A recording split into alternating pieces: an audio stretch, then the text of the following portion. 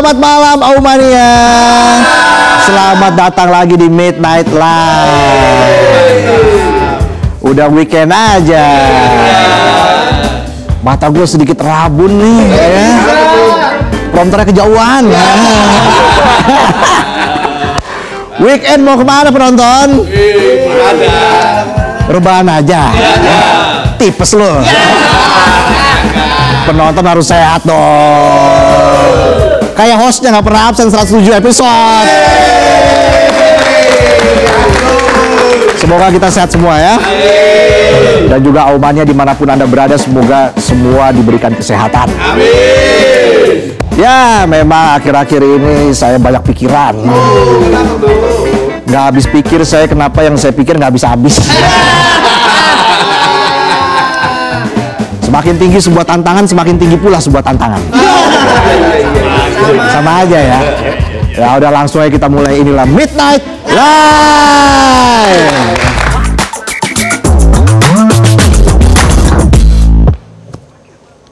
Gelombang boykot Israel di kualifikasi Piala Dunia 2026 semakin ramai setelah Komisi Penyelidik PBB buka-bukaan menyebut Israel sudah masuk kategori genosida ke warga Palestina di Gaza. PBB bilang Israel udah penuhi 4 dari 5 kriteria genosida menurut hukum internasional. Wah, parah. Bayangin tuh, 4 dari 5 sudah terpenuhi, ibarat larangan moh limo, ya. Falsafah Sunan Ampel. Mau minum, mau madat, mau maling, mau main, mau medok. Udah dilakuin 4, satu lagi fix susah tobat. Langsung direct flight, go to hell. Memang dasar Zionis. Iya. Tercatat sudah 65.000 lebih warga Palestina meninggal akibat serangan Israel sejak Oktober 2023. Bahkan dampak tidak langsungnya diperkirakan mencapai sekitar 700.000 jiwa. Aduh. Ada anak-anak, ada perempuan, ada lansia, semua jadi korban. Iya. Kejam banget. Benar. Setan aja minder lihat kelakuan Israel. Ya, benar. Setan lagi nonton berita serangan Israel nyebut dia, "Ya Gusti, gua aja nggak setega itu." Iya, parah. PBB sudah akui genosida, korban banyak. Tapi FIFA kok masih cuek aja. Aduh. Akhirnya masyarakat dunia ngamuk. Udah kayak gebetan yang katanya perhatian, tapi giliran kita lagi tipes, dia ditelepon nggak diangkat. Di WA cuma dirit doang. Malamnya baru bales dia, "Sabar ya sayang, kamu belum sekarat kan?" Iya. Gebetan gua ngelek nih. Iya. Kalau kata tukang servis AC, kompresornya udah kena nih. Outdoornya jebol. Iya. Bener nggak bos? Bener kan gue ya? Bos gua nih. Kampanye boykot Israel terbaru datang dari organisasi nirlaba asal Amerika, AVAS, yang posting video dengan pesan tegas buat FIFA. Mantap. Jadi video itu menyinggung soal standar ganda FIFA karena sampai sekarang FIFA masih kasih karpet merah buat Israel di Piala Dunia. Padahal PBB udah bilang Israel melakukan kejahatan perang dan genosida. Kita lihat slogan FIFA, "For the game, for the world." Giliran dunia ngamuk, FIFA malah kayak orang ngantuk. Diem baik, cuek, nggak peduli. Udah kayak Playboy kalau ngomong setinggi langit, kelakuannya amit-amit.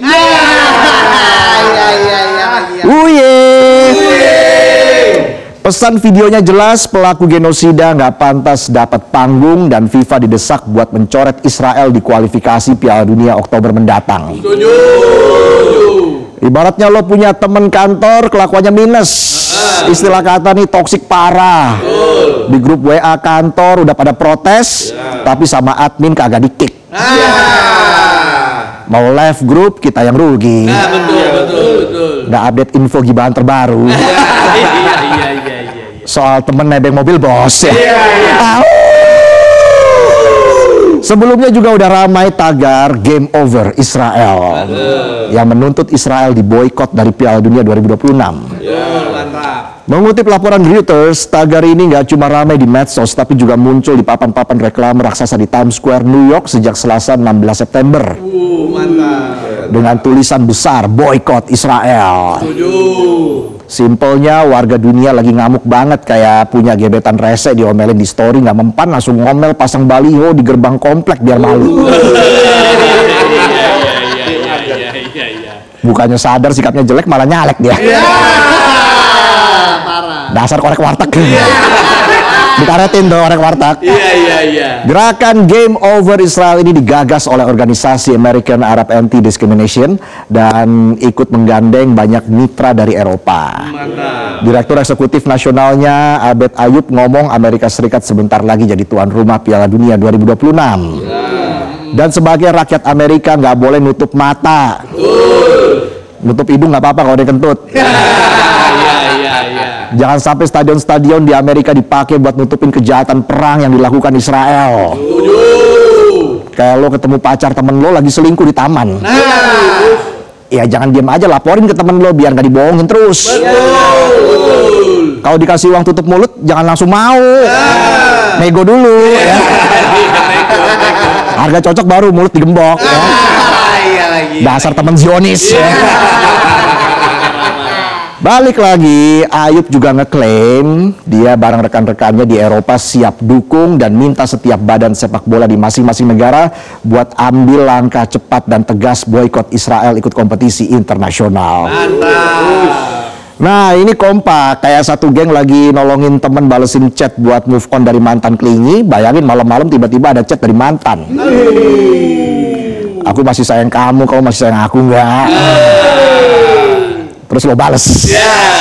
Udahlah, aku sibuk banget nih. Iya, gitu. Aku nggak sempat mikirin perasaan kita.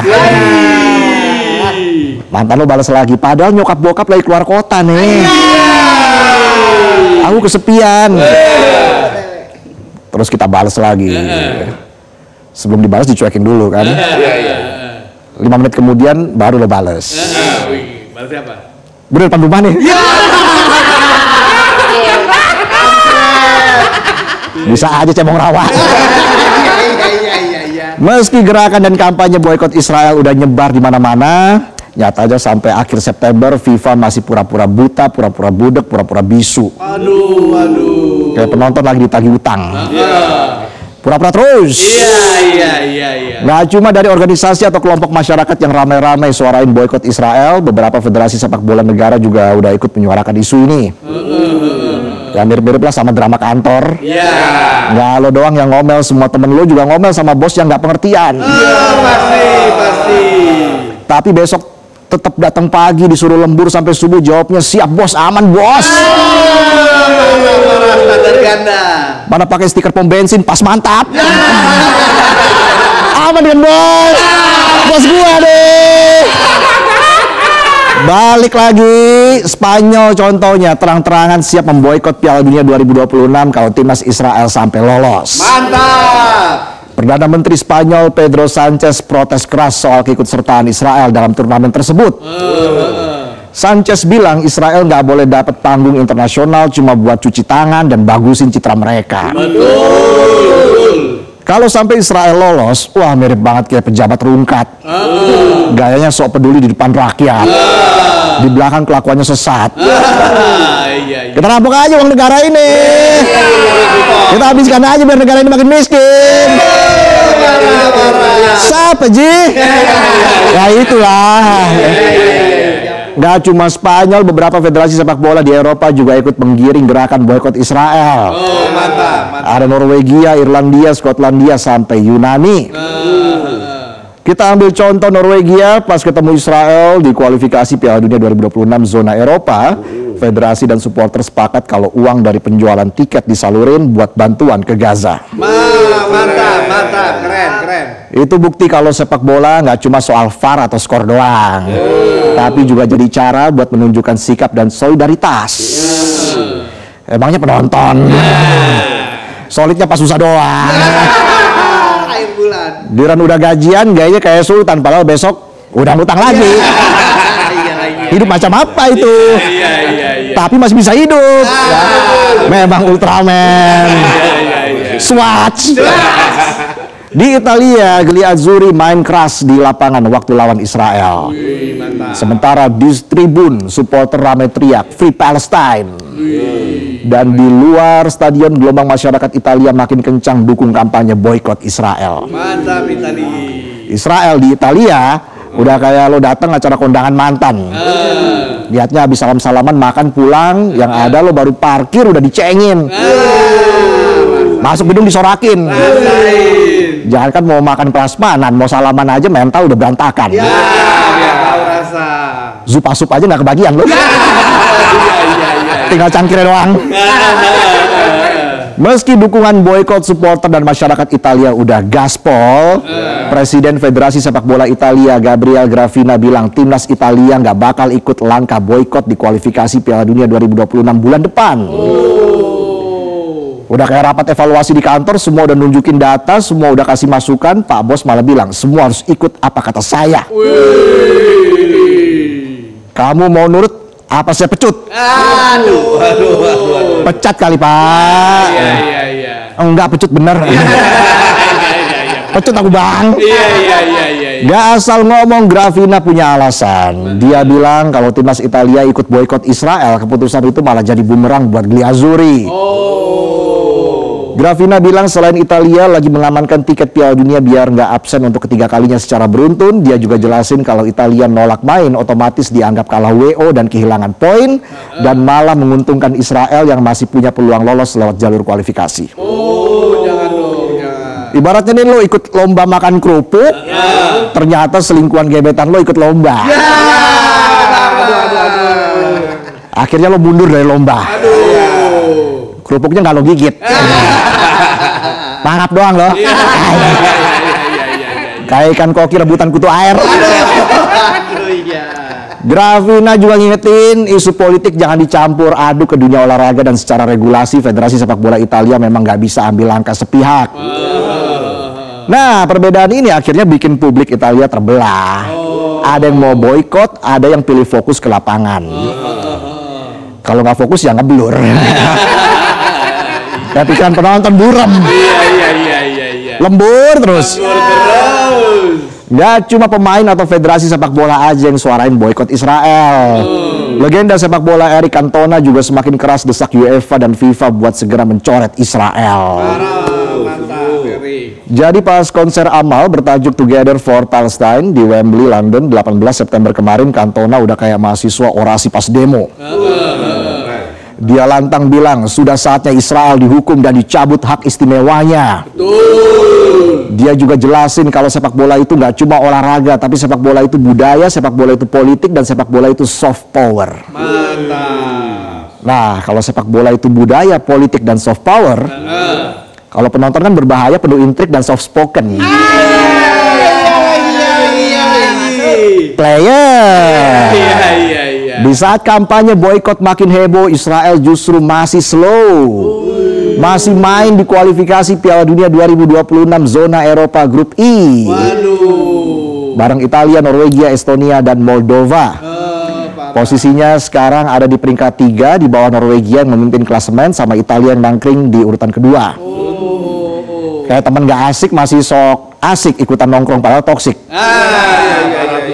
Sementara itu media Israel Mako ngabarin kalau timnas Israel terancam dilarang ikut kualifikasi zona Eropa oleh UEFA. Kalau itu beneran terjadi, Israel otomatis gagal ke Piala Dunia 2026 dan tiket ke Amerika Serikat ikut hilang. Gak cuma timnas, UEFA juga ikut mantengin klub-klub Israel, salah satunya Maccabi Tel Aviv yang masih main di Liga Eropa dan masuk daftar klub yang terancam dicoret. Mako nulis tekanan untuk mengusir Israel dari kompetisi UEFA naik dalam hitungan hari gara-gara Israel nyerang Qatar. Ini Israel nggak paham apa gimana? Qatar itu sponsor besar UEFA, bukan donatur, kok ngawur. Dasar Zionis. Masih dari berita Mako, keputusan buat nyoret klub-klub Israel diperkirakan bakal dibahas dan diputusin di rapat eksekutif UEFA pekan depan. Mamam tuh. Gaya-gayaan sponsor diserang. Sekarang Israel bakal ditendang. Merespon itu pejabat-pejabat Israel kabarnya lagi puyeng cari celah biar nggak dicoret dari UEFA. Ya elah Israel udah salah masih aja cari celah. Kayak pejabat lagi klarifikasi habis korupsi. Ada aja celahnya. Pejabat Israel. Kalau pejabat kita kan Dalam laporannya, Mako juga nulis salah satu official Israel mengaku negaranya bisa saja mengalami situasi kayak Rusia. Masalahnya perlakuan UEFA dan FIFA ke Israel beda banget sama cara mereka kasih hukuman ke Rusia pas nyerang Ukraina 3 tahun lalu. Oh, parah. Akhirnya FIFA juga dikritik karena dianggap punya standar ganda. Betul. Kalau standar samping bukan FIFA. Motor knalpot racing parkir miring.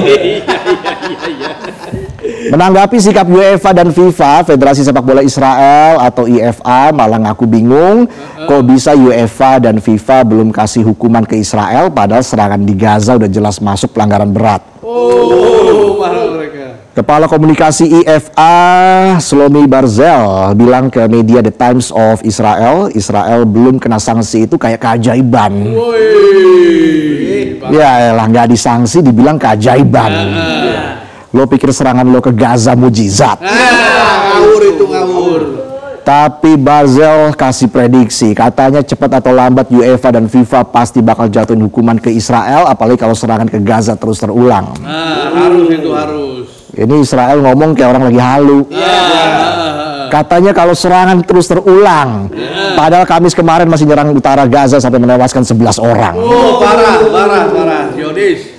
Dia bilang memang sekarang Israel masih bisa jalanin agenda timnas, tapi kalau lihat situasi di Gaza, semua agenda itu bisa berhenti tiba-tiba. Barzel juga nambahin kalau sampai ada voting di UEFA atau FIFA, posisi Israel mustahil bisa selamat. Nah, udah dikasih kisi-kisi tuh sama Israel. Mau nunggu apa sih UEFA sama FIFA? Cepatlah voting biar Israel cepat dicoret. Mantap, betul. Lalu bagaimana sikap Indonesia? Jadi dalam pidato Presiden Prabowo di KTT PBB di New York Selasa kemarin, Presiden langsung nyentil soal konflik Gaza Palestina. Presiden bilang Indonesia tegas mengecam serangan Israel ke Palestina sekaligus jelasin pentingnya jaga perdamaian. Mantap. Nah, biar nggak cuma sekedar omon-omon, Presiden juga ngegas kalau Indonesia siap ngirim pasukan sampai 20.000 atau lebih. Mantap, Presiden. Pokoknya kalau ada konflik Indonesia siap hadir. Mantap. Jadi habis pidato tegas di sidang umum PBB, besoknya Rabu 24 September Presiden FIFA Gianni Infantino langsung menemui Pak Prabowo.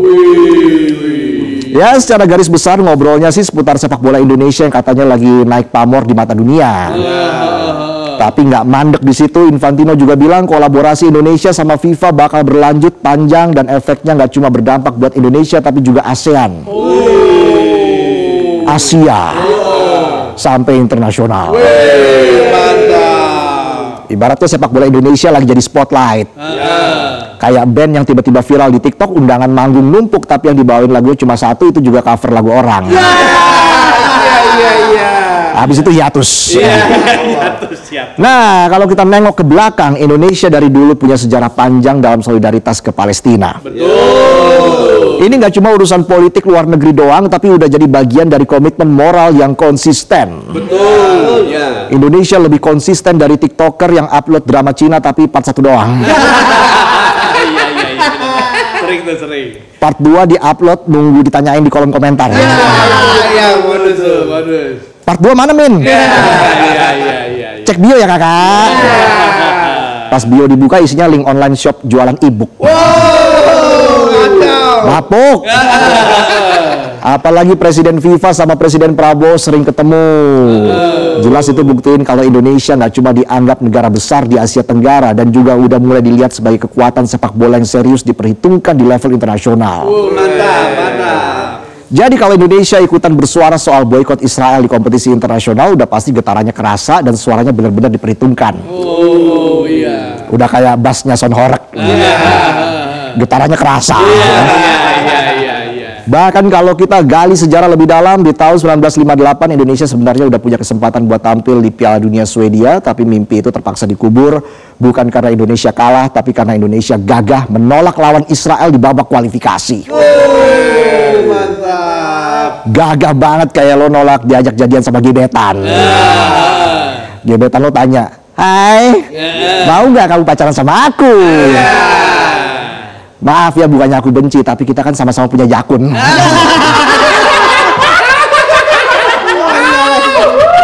Iya. Jadi waktu itu Indonesia sama Israel masuk zona Asia Afrika, isinya ada China, Taiwan, Sudan, sama Turki. Indonesia bisa menang lawan China dan Taiwan, sementara Israel dapat menang WO karena Turki dan Sudan memilih mundur gara-gara urusan politik. Ujungnya Indonesia harus ketemu Israel di playoff buat rebutan 1 tiket Piala Dunia. Tapi demi solidaritas sama Palestina dan negara-negara Arab yang lagi konflik sama Israel, Indonesia tegas katakan tidak pada Israel. Katakan tidak pada Israel. Iya, harus. Katakan tidak pada Zionis. Harus. Keputusan Indonesia boykot Israel saat itu langsung banjir dukungan dari mayoritas rakyat. Betul. Dan gak cuma nolak tanding lawan Israel, di tahun 1962 pas Indonesia jadi tuan rumah Asian Games keempat, sikap Indonesia makin tegas. Semua negara Asia diundang buat ikut kecuali Israel. Keren. Sikap tegas Indonesia waktu itu gak cuma jadi berita besar di dalam negeri, tapi juga berdampak secara internasional. Imbasnya bikin Israel kelimpungan, keanggotaan Israel di Asian Football Confederation atau AFC langsung jadi sorotan. Hingga Kuwait dan Korea Utara ikut bersuara, mereka langsung ngusulin proposal supaya Israel ditendang keluar dari AFC. Dan proposal itu akhirnya disetujui oleh 17 negara Asia sekaligus. Keren. Komitmen Indonesia memboikot Israel waktu itu bikin Israel kelabakan cari rumah baru buat nampung timnas dan klub-klubnya. Rasain. Udah kayak bawa bapak telat pulang kantor tapi belum siapin alasan kalau ditanyain istri. Iya. Gue jamin kelimpungan. Pasti. Mau alasan rapat tapi jamnya nggak pas. Alasan nongkrong sama temen tapi istri tahu temen-temen lo jam 8 udah bobo. Bingung. Ujung-ujungnya chat mantan. Kau masih nge-lag nggak? Masih kok, kenapa? Kamu sibuk nggak? Enggak, kok ini lagi di kosan. Aku mampir boleh? Boleh, sini aja. Oke, tunggu ya. Kebetulan lagi deket daerah kosanmu. Bisa kebetulan. Padahal aslinya muter balik di tol. Dasar TV tabung. Tahun 1974 Israel akhirnya gabung di Oceania Football Confederation atau OFC. Tapi masalahnya secara geografis jauh banget, jadi setiap laga tandang Israel puyeng mikirin ongkos.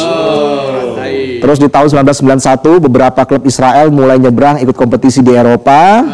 Lanjut tahun 1992 Israel resmi ikut kualifikasi Piala Dunia di zona Eropa. Dan baru di tahun 1994 UEFA mau terima Israel secara resmi sebagai anggota penuh. Dari sejarah kan kelihatan kalau UEFA aja butuh 3 tahun menimbang-nimbang buat masukin Israel. Iya, betul. Sekarang faktanya jelas, Israel bermasalah, udah pecat aja Israel dari UEFA. Meski aksi boykot yang dilakukan Indonesia waktu itu dampaknya gede banget, tapi konsekuensi yang harus diterima Indonesia juga nggak kecil. Pada 1958, Indonesia jelas kehilangan peluang emas buat tampil di Piala Dunia pertama kalinya. Terus FIFA juga kasih sanksi larangan ikut kualifikasi di Piala Dunia 1962 dan 1966. Akibatnya Indonesia dikucilkan dari panggung sepak bola internasional dan susah banget buat jalin kerjasama dengan negara-negara lain.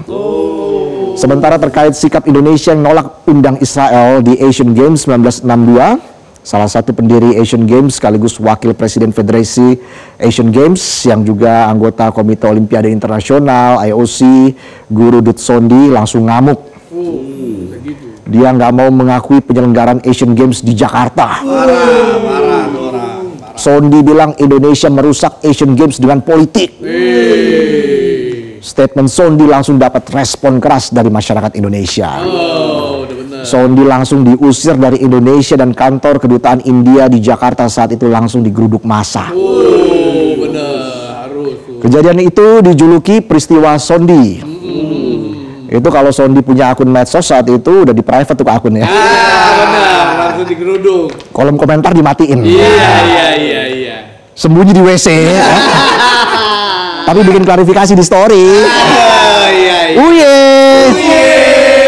Sondi ini contoh protes salah tempat. Iya betul. Kayak lo protes sama atasan pas rapat di ruang HRD. Kalau nggak dipecat jadi SP lo. Salah. Kalau aman-aman aja kita jadi curiga. Benar. Polemik Asian Games keempat itu sampai dibahas di rapat IOC di Lausanne, Swiss 7 Februari 1963. Hasilnya keanggotaan Indonesia di IOC ditangguhkan dan Indonesia dilarang main di Olimpiade 1964. Ini kejadian langka dan pertama dalam sejarah. IOC menangguhkan salah satu negara anggotanya. Dari sejarah udah kelihatan jelas komitmen Indonesia buat bela Palestina itu nggak kaleng-kaleng. Betul. Sekarang Indonesia sedang berjuang di kualifikasi Piala Dunia 2026 dan momen ini sebenarnya pas banget buat Indonesia muncul jadi leader koalisi negara-negara Global South untuk terus konsisten menuntut keadilan dan menjaga perdamaian. Betul. Dan kalau nanti Israel masih dibiarkan tampil di kualifikasi Piala Dunia, apalagi lolos ke Piala Dunia, ya mau nggak mau Indonesia harus paling lantang boikot Israel. Setuju. Kalau negara sebesar Rusia aja bisa dibekukan, harusnya Israel juga bisa dibekukan. Sepakat. Kalau nggak bisa beku, masukin freezer. Iya. Makan tuh es batu. Sudah saatnya Indonesia mengambil peran, teriak lantang, suarakan penolakan dan mencetak lembar baru di sejarah diplomasi olahraga dunia, biar nggak ada lagi yang pura-pura menutup mata terhadap aksi kejam genosida. Itulah tadi sajian pembuka kami di Midnight Live. Kami akan kembali dengan sejumlah informasi lain dan juga akan kami hadirkan bintang tamu di sini, Erwin Fitriansyah. Kita akan membahas sepak bola hari ini. Jadi tetaplah di Midnight Live.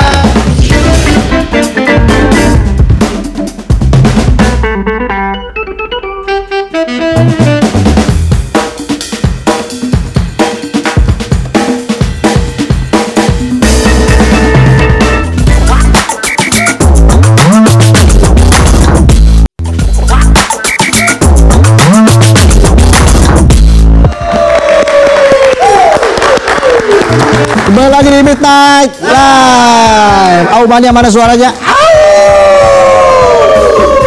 Perlawanan atas kejahatan Zionis Israel terhadap bangsa Palestina ditunjukkan oleh kalangan sepak bola yang menyerukan boikot Israel dari ajang Piala Dunia 2026. Kita akan langsung saja bahas soal itu bareng pengamat sepak bola. Ya, favorit kita semua. Iya, siapa tuh? Katanya lucu banget di pengamat sepak bola. Iya. Langsung saja kita undang Erwin Fitriansyah. Salaman ya? Salaman dong. Biar dikira kita belum ketemu sebelumnya. Oh iya. Padahal udah 3 kali kesini. Ya, baru 2 kali ini. Hah? Baru 2 kali. Oh, 2 kali ya. Yang ketiga siapa ya? Cloningan saya. Ya udah kita ngobrol langsung dan Bung Erwin. Oke. Kasih tepuk tangan lagi dong. Silakan Bung Erwin. Kursi baru nih. Sofa baru. Kursi baru. Makanya warna disamain ya baju. Oh iya. Oke. Apa kabar Bung Erwin? Baik, alhamdulillah. Duduk di sini. Pantesan kok nggak enak rasanya. Duduk. Nah, gitu. Gimana? Nah, gitu aja ya, udah. Nah, ya. Emang sengaja di Jadinya. ngatung kakinya ya? Iya. Kasihan sepatunya. Nggak apa-apa. Biar kelihatan sepatunya. Tegak dikit, coba tegak dikit. Nah, nyaman nggak? Kurang sih. Masukan nih buat properti nih. Baru 9 lagi. Bung Erwin. Di sini apa di sini nih? Itu dong. Di tengah lagi nggak apa-apa. Enggak, katanya soalnya saya di info katanya di sini nanti ada Anya Geraldine. Sama Trio Macan. Seneng banget Trio Macan lo ya. Mau main padel. Nggak berani sama istri. Nah, gitu. Oke. Kita nggak usah ngobrol lah ya. Bahas apa? Enggak, mau iklan dulu soalnya. Kita jeda dulu, kami akan kembali saat lagi, tetaplah di Midnight Live.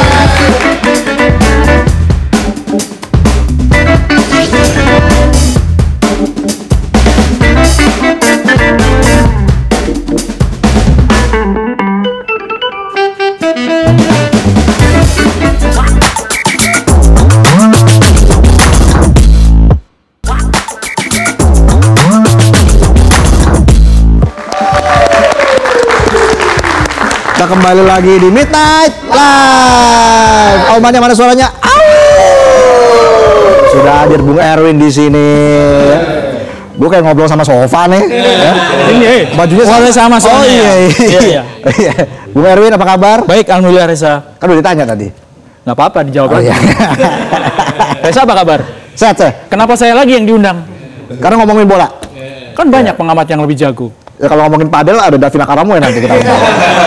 Yang ngomongin padel nggak bisa. Nggak bisa ya. Oke, Bung Erwin. Ya. Ini kan kita bicara lagi ya soal sepak bola. Kalangan sepak bola itu banyak yang menyerukan boikot Israel dari ajang Piala Dunia 2026. Nah, menurut Anda apakah FIFA dan UEFA itu benar-benar menerapkan standar ganda dalam kasus Rusia dan Israel? Iya. Karena kan kalau Rusia itu nggak lama setelah mereka invasi Ya. ke Ukraina, sanksi itu jatuh. Ya. Ya. Mereka langsung nggak boleh main. Waktu itu di playoff Piala Dunia 2022, mereka sudah sampai babak playoff, bukan di babak kualifikasi seperti Israel sekarang. Playoffnya itu waktu itu lawan Polandia. Oke. Dan Polandia juga udah nggak mau tanding sama Rusia. Setelah itu nggak lama langsung di skorsing sampai sekarang. Ya. Jadi kenapa kalau Israel bisa sampai selama ini gitu ya? Iya. Dengan tindakan yang kurang lebih sama dengan apa yang dilakukan oleh Rusia. Jadi ada standar ganda ketika Israel masih dibiarkan gitu, nggak mendapatkan hukuman apapun. Bukan cuma di FIFA sebetulnya kan, di komite Olimpiade kan juga nggak mendapatkan hukuman apa-apa gitu ya. Betul. Jadi Rusia juga di Olimpiade dihukum gitu ya. Jadi bukan cuma di FIFA aja gitu, Oke. tapi juga di make up lainnya gitu. Oh, iya. Lain Iya, FIFA iya. lainnya itu. Jangan dong. Wah. Jadi belum masuk sponsor. habis ini masuk. jadi memang ada standar yang nggak sama dilakukan oleh FIFA terhadap Israel dan Rusia. Oke. Nah, jika FIFA tidak konsisten, ini kan akan mempengaruhi kredibilitas dan juga citra dari FIFA itu sendiri. Pasti. Jadi sekarang aja kan sudah banyak yang mungkin belum terlalu ekstrim ya, nggak seperti Iya. Polandia yang nggak mau tanding gitu ya. Tapi negara-negara yang berada satu grup dengan Israel itu kan sudah menyuarakan penolakan. Di pertandingan terakhir waktu lawan Italia kan juga panas kan ya. Iya. Ketika Israel ketemu sama Italia, pemain-pemain Italia juga terpancing emosinya gitu ya. Saya nggak tahu apakah itu ada hubungannya dengan kasus ini atau enggak gitu. Tapi yang jelas pertandingan itu nggak berjalan dengan normal gitu ya kalau menurut Oke. saya. Apakah dengan banyaknya desakan publik terhadap penolakan terhadap Israel ini bisa akhirnya membuat FIFA menjatuhkan sanksi kepada Israel? Belum tentu. Kenapa tuh? Ya sekarang kenyataannya sanksi itu belum juga ini kan, belum juga turun kan? Iya. Ya meskipun serius banget ya, ngantuk nih badannya. Iya. Ini kan udah disetting biar nggak ngantuk. Oh iya. Itu diganjil korek matanya. Lanjut lagi. Jadi belum tentu. Kalau menurut saya dengan gelagat seperti ini belum tentu dan belum ada negara yang secara terang untuk menolak bertanding lawan Israel gitu. Kecuali kalau misalnya sudah ada kasus seperti Polandia yang nggak mau main lawan Rusia di playoff. Ya. Nah, seharusnya seperti apa dunia sepak bola bersikap ketika nilai kemanusiaan bertabrakan dengan kepentingan politik? Harusnya ya tegas lah ya. Ya. Harusnya tegas, apalagi sudah ada contoh bahwa FIFA memberikan sanksi kepada Rusia untuk tidak boleh main sampai sekarang sejak mereka menginvasi Ukraina gitu. Iya. Jadi harus tegas. Cuma memang masalahnya kayak Italia juga gitu, mau protes, oke mereka protes, tapi nggak sampai berani untuk menolak main gitu, karena masih kepikiran kalau misalnya nggak main lawan Israel 3 kali bisa-bisa nggak lolos ke Piala Dunia gitu. Jadi jadi masih ada concern seperti itu yang membuat Israel ini masih mendapatkan panggung gitu. Iya. Tapi kalau kita lihat ini kenapa sih FIFA tuh kayaknya dulu begitu cepat menjatuhkan sanksi kepada Rusia, tapi lamban banget nih soal Israel. Jadi gini, aduh, Sampai kaget saya. Pindah ini pindah. Tadi ada di sini. Bahaya nih. Tadi ada pindah dia. Wah, sofanya nggak bener nih. Nah, iya. Ya. Sering mulat lama-lama nih. Nggak lama-lama, udah dari lama emang. Iya. Lama-lama mah Spiderman ya. Lama-lama. Laba-laba itu. Oh iya. Masih Spider. Lanjut, ini gimana tadi? Jadi pertanyaannya apa? Jadi lupa nih. Apa yang membuat FIFA Oke. terkesan lambat dalam Bukan menjatuhkan bukan sanksi? terkesan sih, memang lambat ya, dan nggak tegas karena kalau menurut saya sekutu dari Israel ini lebih banyak, jauh lebih banyak dibandingkan dengan Rusia. Sekutu yang berpengaruh, sekutu yang terutama negara-negara Barat gitu. Padahal cuma sekutu ya. Sekutu, apa, belum sekuman gitu. Nah, iya. Sekutu, sekuman, sekecoa. Habis ini iklan anti serangga nih masuk nih. Jadi gimana tadi sebakterinya tadi gimana? Jadi sekutunya memang lebih banyak negara-negara Barat dan Oke. selama ini berpengaruh. Bahkan ketika protes-protes ini udah mulai keluar, kan Ya. Presiden Donald Trump kan sudah bilang Piala Dunianya kan di Amerika, ya kan, akan berusaha sekuat mungkin supaya Israel itu nggak diboikot, nggak di-ban gitu ya. Diboikot mungkin iya, tapi di-ban untuk nggak boleh main di Piala Dunia Ya. itu sekuat mungkin akan dibela gitu ya. Oke. Presiden Trump juga sebenarnya gini, FIFA itu kan independen. Pemerintah ngurusin sepak bolanya negara sendiri aja nggak boleh, lah ini mau ngurusin negara Israel ya kan? Kan nggak masuk akal sebetulnya pernyataannya itu gitu. Oke. Kita bicara soal timnas Indonesia sekarang. Oke. Yang sedang berjuang begitu ya, akan main di babak 4 kualifikasi Piala Dunia. Patrick Kluivert sudah memilih 28 pemain untuk lawan Arab Saudi dan juga Irak. Nah, apa yang menjadi alasan utama Patrick Kluivert memanggil beberapa nama kejutan seperti Mauro Zylstra, lalu juga ada Stefano Lillipali kembali masuk ke timnas Indonesia begitu. Anda melihatnya apa alasan dari Patrick Kluivert? Jadi gini, nungguin ya. Kalau ngomongin timnas harus mikir dulu gitu ya, harus mikir supaya Serius soalnya nih, Iya, harus serius. fokus ya. Kita kan harus tetap dukung gitu ya. Pastinya. Kenapa kok dipanggil? Iya. Pertama karena ada beberapa pemain yang underperform. Oke. Ya, yang biasanya dipanggil underperform karena mungkin cedera, belum mendapatkan menit main yang banyak di klub. Ya. Contohnya Marcelino, Messi Hilgers, ya. Sehingga pemain-pemain yang baru itu dipanggil sekarang ini. Oke. Sejauh mana dua pemain tadi bisa memberikan warna baru untuk komposisi timnas Indonesia? Zylstra sama Lillipali ya. Lillipali. Kalau Zylstra itu dipanggil kan karena kebutuhan di lini depan butuh pemain setelah Ole Romeni terkena cedera. Meskipun sekarang Ole juga sudah pemulihan dan ada di tim ya, tetap dipanggil gitu. Tapi posisinya memang sama dengan Ole kalau Mauro Zylstra di posisi striker. Jadi memang untuk backup oke. Ya, karena masih ada juga nama Ramadan Sananta ya kan. Ya. Ada Ragnar kalau misalnya dipasang untuk jadi striker tetap bisa gitu. Kalau untuk Mauro memang dia menjadi salah satu opsi untuk backup di posisi striker. Oke. Nah, apakah keputusan dari Kluivert ini lebih mencerminkan strategi jangka pendek begitu ya untuk hasil instan atau visi jangka panjang dalam membangun tim? Ini condong kemana Anda melihatnya? Ke kiri dong. Ke kiri. Ke kiri lihat dong. Iya. Kanan Anda ya. Kanan saya condong ke kanan. Iya. Anda condong ke kiri ya. Kiri, ya. Benar. Kalau saya condong ke kiri, jeblos saya. Ya itu tadi tuh. Lolos. Jadi kalau Mauro itu saya lebih melihat ke kebutuhan jangka pendek. Oke. Jangka pendek ya. Karena dia dipanggil untuk mengisi tempat dari Ole Romeni. Sementara Mauro itu kan usianya baru sekitar 21 tahun. Oke. Ya. Jadi masih untuk di tim senior itu dia masih belum banyak pengalamannya gitu. Tapi kalau untuk Lillipali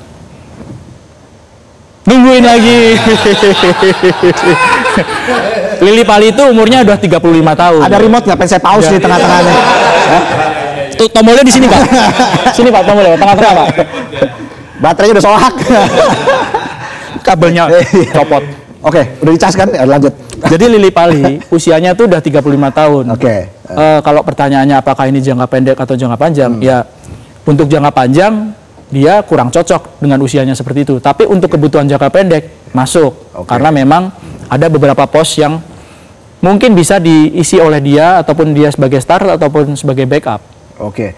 Nah, potensi adaptasi wajah baru misalnya seperti Emiliano Jonathans ya di level internasional, mengingat mereka kan juga belum banyak pengalaman ya di sepak bola Asia. Ini adaptasinya Anda melihat apakah ini akan ada strategi khusus dari Patrick Kluivert agar langsung klop dengan tim, atau seperti apa? Apakah masih butuh adaptasi lebih lama lagi bagi Emiliano Jonathans? Klopp kan udah pensiun dari Liverpool. Itu Kenapa Jurgen disebut-sebut? Klopp. Oh iya. Salah lagi. Jurgen Klopp. Narasumber salah mulu, ntar nggak diundang lagi nih. Lanjut. Jadi apakah Klopp atau enggak? Yang penting kan, bukan yang penting ya. Yang jelas sudah pernah dicoba ketika pertandingan lawan Chinese Taipei. Nyebutnya Chinese Taipei atau Taiwan? Chinese Taipei. Chinese Taipei. Iya. Waktu Chinese Taipei udah dicoba, dipanggil dan dicoba. Waktu lawan Lebanon juga sudah dipanggil dan dicoba gitu ya di satu paket itu. Iya. Klopp atau enggak? Saya pikir masih belum terlalu ya. Karena waktu di pertandingan dua pertandingan itu ya Indonesia oke lawan Chinese Taipei menang, tapi lawan Lebanon masih kurang ya, masih kurang. Kurang. Iya, kurang. Jadi Kurang. Wah, ini banget sih, gak gaul banget. Kurang. aku mas jawab lagi. Dicengin mulu. Jadi gimana tadi? Jadi belum terlalu klop lah ya Belum kalau terlalu dilihat klop, ya. dari dua pertandingan itu, dan ini kan pertandingan nanti di round 4 ini kan hanya sekali main gitu ya, nggak ada home and away, mainnya hanya sekali lawan Arab, lawan Irak. Iya. Sangat penting, dan lawannya juga bukan lawan seperti Chinese Taipei atau Lebanon. Kualitasnya menurut saya jauh di atas mereka. Oke. Jadi agak riskan kalau misalnya langsung main jadi starter gitu ya, karena ada pemain-pemain yang lebih berpengalaman dan sudah lebih dulu bermain bersama gitu dibandingkan dengan Emiliano atau Mauro. Iya. Jadi peluang lawan Arab dan Irak gimana nih menurut Bung Erwin? Iya, bola itu kan bundar ya. Iyalah, kalau kotak susah. Kalau ditendang. kotak dadu. Iya. Kalau dadu kita nggak main bola. Ular tangga ntar. Iya. Atau monopoli. Iya. Dikocok dulu. Iya. Nah, Jadi bola bundar, peluang tetap ada. Lawan Arab, lawan Irak, peluang tetap ada. Tapi berat. Kita harus jujur berat. berat. Iya, karena pertama mainnya di Arab, ya kan? Orang Arab tinggi-tinggi lagi. Oke. Kaki panjang-panjang. Iya, ya kan? iya. Itu kan kelebihan mereka gitu kan. Betul. Main Jangan bola mikirin atas. mana-mana ya, jangan mikirin Iya. mana-mana lo ya. Iya. Kakinya panjang-panjang. Ya, stop sampai situ. Iyalah. Masa mau lanjut lagi? Saya lanjutin nih. Jarinya juga panjang-panjang. Iya. Gua nggak ikut-ikut dia. Ya kan kipernya kan. Gua kasih umpan dulu ambung aja. Resa yang sundul. Nah, main bola atas berarti ya. Iya. Terus oke, Indonesia pernah menang lawan Arab Iya. 2-0, tapi kan di Jakarta. Waktu main di Arab kan imbang 1-1. Mereka improve. Terus Ole Romani sebagai target man yang selama ini menjadi tumpuan terutama di lini depan, dan kelihatan kan waktu lawan Lebanon susah sekali cetak gol. Oke. Dia juga baru selesai cedera, operasi lagi waktu itu. Bukan zebra ya. Operasi kaki. Iya. Gitu ya. Ada aja ya. Bingung gua nanyanya gimana. Iya. Habis Terus? operasi, pemulihan belum tentu juga bisa langsung fit gitu ya. Iya. Apalagi kalau ngelihat lawannya Arab dan Irak sama-sama berat gitu. Jadi kalau belum fit nggak bisa proper tes ya? Belum. Belum. Kalau fit cocoknya memang proper. Fit and proper test. Ah, iya itu maksudnya. Iya. Jadi belum harus fit. cocok. Harus fit dulu baru bisa proper. Oke. Ngomong apa? Oke, nah apakah publik harus melihat keputusan dari seorang Patrick Kluivert ini sebagai langkah berani atau sudah dikalkulasikan? Baca dulu Pak lagi. Kalau lupa baca lagi Pak. Tadi yang mana ya? Jadi gimana? Saya melihat keputusan itu adalah memang keputusan yang terpaksa diambil gitu ya. Karena keadaan membuat keputusan itu terpaksa diambil gitu. Iya. Ya orang pemainnya cedera gitu ya. Oleh Romani selama ini kan jadi tumpuan cedera ya, nggak ada pilihan lain. Pemain-pemain seperti Mes nggak dapat menit main di klub, belum dapat ya. Marcelino itu juga akan riskan kalau dipanggil. Jadi memang jalan terbaik atau jalan yang pantas untuk ditempuh ya memanggil pemain seperti Lili Pali yang di klub juga sekarang dia 7 kali main jadi starter. Oke. Ya kan? kayak Mark Klok 6 kali menjadi starter gitu. Itu kan yang sempat ditanyain sama netizen, kenapa sih kok mereka yang dipanggil gitu? Iya. Ya mereka mendapatkan menit bermain yang banyak kok di klub. Betul. Itu yang dibutuhkan gitu. Kita lihat aja nanti seperti apa ramuan strategi dari Patrick Kluivert ya dalam menghadapi Arab Saudi dan Irak ini. Semoga timnas Indonesia bisa menunjukkan performa yang terbaik, penampilan yang maksimal, agar kita bisa meraih kemenangan melawan Arab Saudi dan juga Irak. Betul. Walaupun peluangnya berat, tapi bola itu bundar. Iya. Karena kalau kotak, dadu. Oke, nanti kita akan lanjut lagi ke segmen selanjutnya ya dengan sejumlah informasi lain. Bung Erwin masih di sini nemenin saya. Bung Erwin mau monolog juga katanya. mau diceng-cengin doang di sini. Ya udah, kita jeda dulu, kami akan kembali saat lagi, tetaplah di Midnight Live.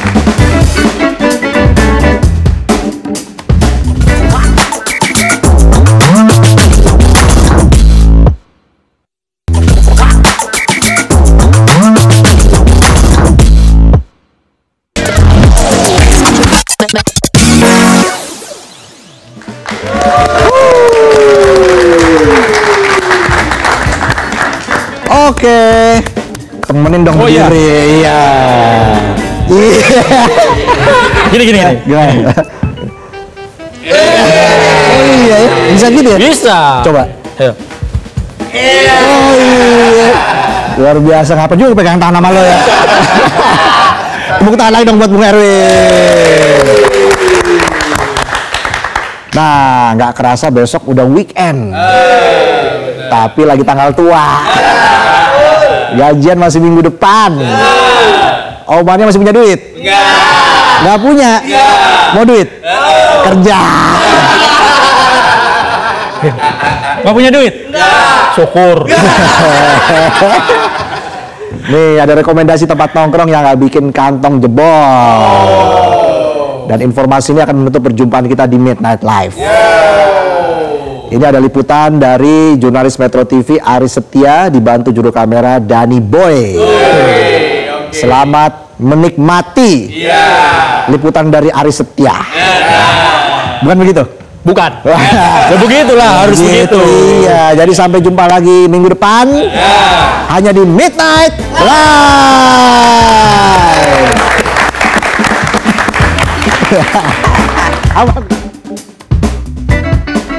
Halo Mania, ketemu lagi bersama saya. Kali ini dalam segmen TGIF, Thanks God It's Friday.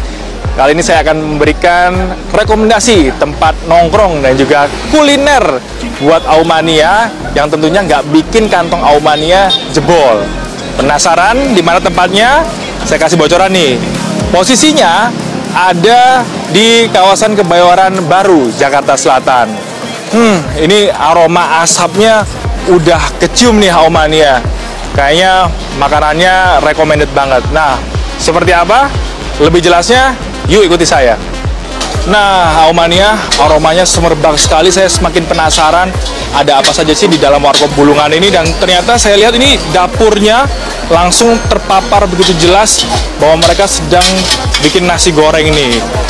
Nah, menariknya, uniknya, nasi gorengnya ini dimasak dengan menggunakan arang.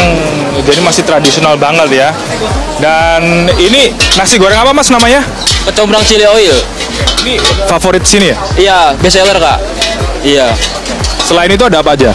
Kita ada Indomie nyemak, ada Indomie mentega, ada nasi goreng rakyat, ada kue tiaw, goreng gosong. Udah, Kak. Terima kasih banyak Mas, silakan dilanjut masaknya. Nah, saya semakin penasaran nih. Udah lapar banget, pengen nyobain seperti apa rasa makanan dan juga minuman dari warkop Bulungan. Yuk kita cobain. Oke Aumania, sekarang waktunya kita makan. Dan ini semua sudah saya pesan, udah ada tepat di depan saya. Ini saya pesan ada nasi goreng kecombrang, terus ada yang paling spesial juga ada Indomie nyemek chili oil dengan ekstra telur puding. Habis itu ada ketan susu, coklat keju. Nah, nggak ketinggalan juga saya pesan beberapa minuman dingin dan minuman panas. Ini ada susu soda bahagia. Wah, pasti ini minumnya bikin kita bahagia ya, Aumania. Terus ada kopi Milo dan es teh tarik panjang umur. Serta ini saya pesan kopi all butter. Nah, daripada semakin penasaran, langsung saja saya cobain. Yang pertama ada nasi goreng kecombrang. Gimana rasanya?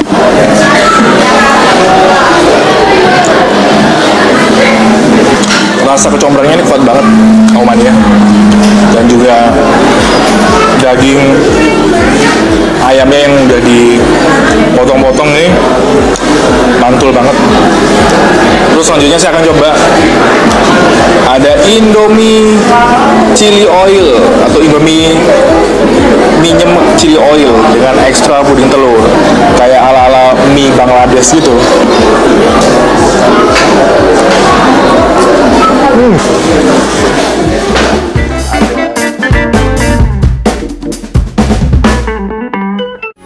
Metro TV.